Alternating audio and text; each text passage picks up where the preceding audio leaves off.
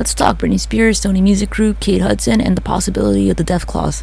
So the following excerpts are taken from a YouTube video that goes into detail about the death clause. Look it up, just put death clause music recording industry, and it's probably the first one on YouTube that's about 30 minutes long. The basic premise of the idea is that, did you know a recording artist is worth more dead than alive? Because of the viral nature of the news cycle, especially nowadays, that people want instant gratification, they hear their favorite artist dies and they're like, oh my god, I want their CD, I want their album, I want their book. The book won't do well.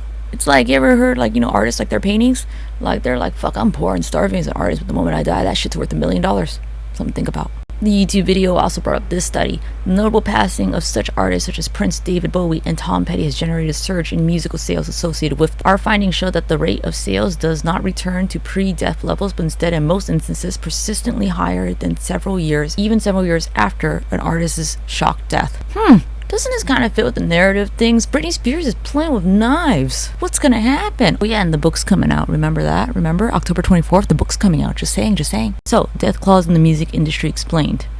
There are specific clauses in contracts in record recording deals that say that if the artist were to die, no matter the cause, the record company is privileged to get money from that artist passing and make sure that they are able to recoup the losses, basically their loan out to the company, to the artist. So I'm going to explain how recording industry contracts work in a separate video, a quick overview, and then probably in a more in-depth one later, so just FYI. These are how those deals are usually structured.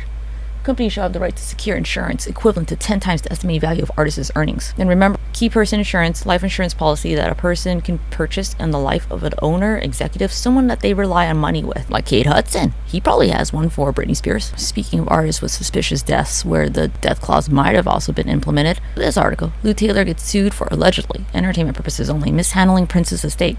April 2016.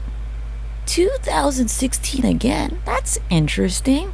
It's almost as if somebody got an idea. They did this once and they're like, let's do it again. Prince, by the way, died of an accidental fentanyl overdose. Speaking of another artist that died of a suspicious overdose with another interested party, let's talk about. Eventually, we're going to go into this about how the music industry felt threatened by Michael Jackson, including Sony, because he owned the catalog of several of their music and his own music. Isn't this interesting? 2016 as well. Sony to buy out Michael Jackson's estate for half of the Sony ATV publishing. Thus, despite the fact that Michael Jackson died in 2009. Kind of interesting, don't you guys think?